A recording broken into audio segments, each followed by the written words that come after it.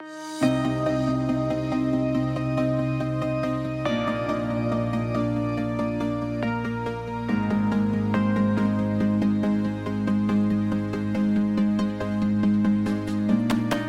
this is your host, Renata Ortega.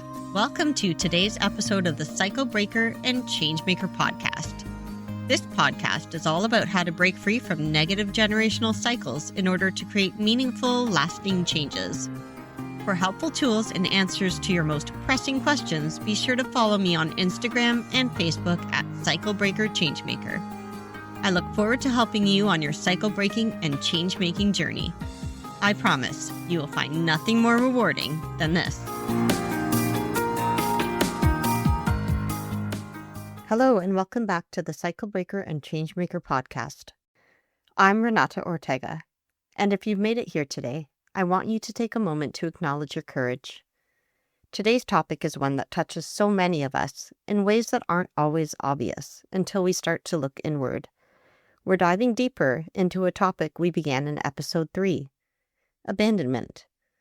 This episode comes with a gentle caution. If abandonment is something you've experienced or are currently grappling with, please listen with care. Pause when you need to. Breathe deeply. You are in control.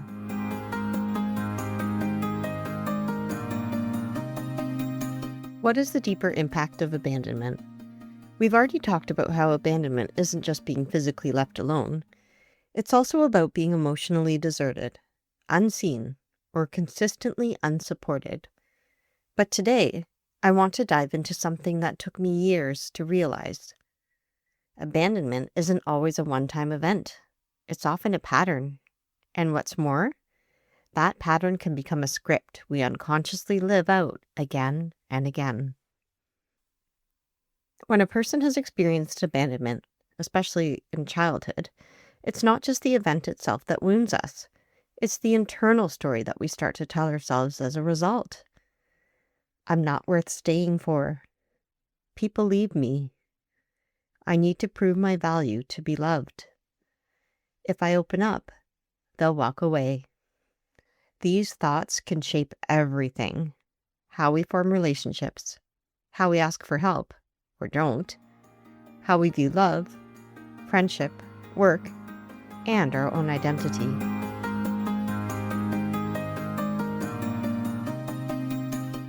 Here's my experience, the story beneath the story.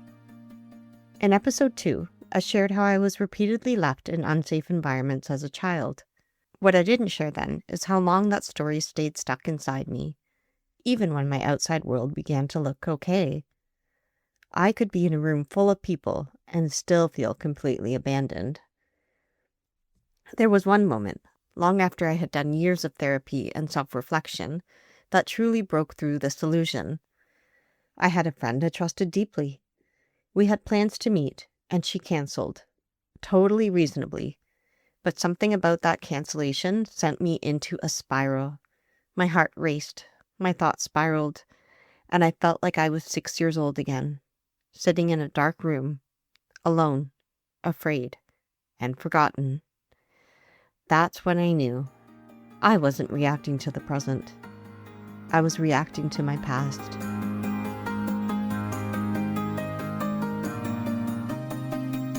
Here's how the cycle of abandonment persists. Here's the really tough truth. People who fear abandonment often abandon themselves first. We disconnect from our needs. We silence our inner voice. We stay harmful in relationships because we're terrified of being alone. We may even become the ones who leave preemptively, convincing ourselves it's better to walk away first than risk someone else doing it. The cycle becomes feeling unsafe, seeking validation, losing ourselves, and feeling abandoned again.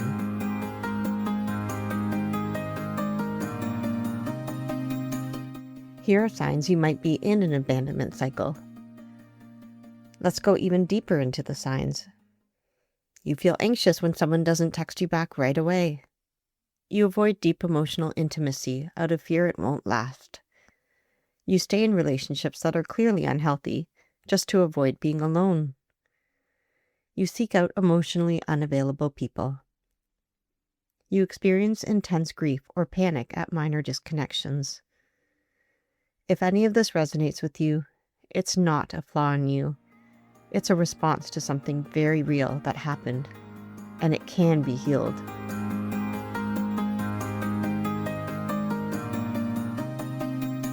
So, how do you begin to break free? Let's walk through some deep work together. Step 1. Reconnect with your inner abandoned self. Picture the younger version of you, the one who felt left behind, not chosen, not enough. Close your eyes and imagine sitting beside them. What do they need to hear from you? Can you tell them, "You didn't deserve that. I see you. I won't leave you"? This may sound small, but inner child healing begins when we acknowledge what happened and stop minimizing it. Step 2. Begin to practice emotional safety. When we've been abandoned, the idea of emotional closeness can feel dangerous, but healing happens in safe connection. Ask yourself, who in your life feels emotionally safe? What boundaries help you feel safe? How can you be emotionally present for yourself? Even learning to say, "I'm feeling scared right now, and I'm not sure why," is a powerful reclaiming of your emotional world. Step 3. Track the pattern. Start to notice when abandonment stories show up. Is it when you're ignored? When someone doesn't validate your feelings? When you're left out?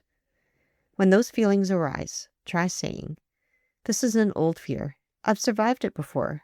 I'm safe in this moment." You might be surprised at how much power you start to regain when you name the fear out loud. Step 4. Choose belonging over people-pleasing. You do not have to earn your place in someone's life. If you're constantly pleasing others just to stay in their orbit, that's not love. That's fear in disguise. Belonging means being accepted as you are. You deserve that. And if someone cannot offer it, their presence isn't a gift. It's a liability to your healing. Here's my outcome. Peace over panic. Today, I no longer panic when a friend cancels plans. I don't spiral when I'm alone. That doesn't mean I never feel those familiar pangs, but now I know what to do with them. I anchor into my truth. I am no longer that abandoned little girl. I've built a life full of people who stay. But more importantly, I stay. I stay with me. If you are feeling raw after this episode, that's okay. It means you're beginning to loosen the grip of a story that doesn't belong to you. You were never meant to live in fear of being left. You were meant to love, to be loved, and to belong, starting with yourself. If you need a reminder, come back to this episode as many times as you need. You are not alone, and you are not unlovable. You are a cycle breaker, and that starts with staying with yourself. Until next time, take care of your beautiful, brave self. Thank you for listening to today's episode of Cycle Breaker and Changemaker. I would love to hear from you and to receive your feedback. Remember, you can reach me on Instagram or Facebook at Cycle Breaker Changemaker. Please rate, review, and subscribe wherever you get your podcasts in order to help me continue to help you. I am looking forward to having you join me for the next episode. Until then, please take care.